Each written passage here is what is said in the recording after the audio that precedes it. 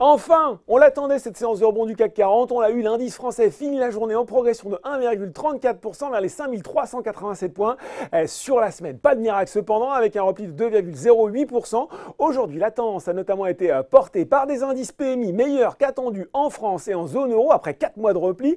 Aux États-Unis, on évolue en ordre dispersé avec un Dow Jones en progrès de 0,64% à 17h40 et un Nasdaq en baisse de 0,17%. L'autre grand événement du jour, c'était la réunion de l'OPEP, une réunion tendue alors qu'Arabie Saoudite et Russie d'un côté et Iran de l'autre n'étaient pas d'accord sur une hausse de la production.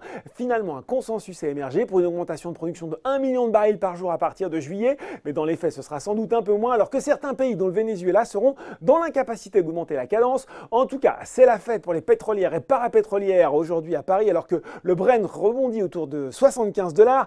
Technip FMC, CGG, Valourec, Total s'affichent parmi les meilleures progressions du SBF 120. Nouvelle séance de hausse également pour Elior qui présentera son nouveau plan stratégique mardi prochain. Le groupe y dévoilera notamment ses objectifs 2021. Hier, le bureau d'analyse Oddo BHF se déclarait plutôt confiant et maintenait sa recommandation achat avec un objectif de cours à 17 €.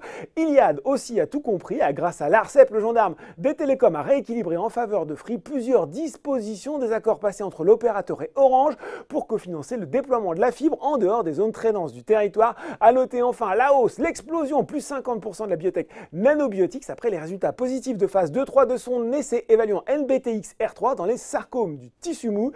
Du côté des baisses, Eramet et lanterne rouge du SBF 100 avec Ruby et ST Micro toujours pénalisés par les perspectives de guerre commerciale entre la Chine et les États-Unis. Veolia est également resté mal orienté, la tête sous l'eau. Hier, Jefferies avait abaissé sa recommandation d'acheter à conserver, estimant les perspectives de croissance déjà bien intégrées dans les cours. Voilà, c'est tout pour ce soir, mais n'oubliez pas, le reste de l'actu éco et finance est sur Boursorama. Un très bon week-end.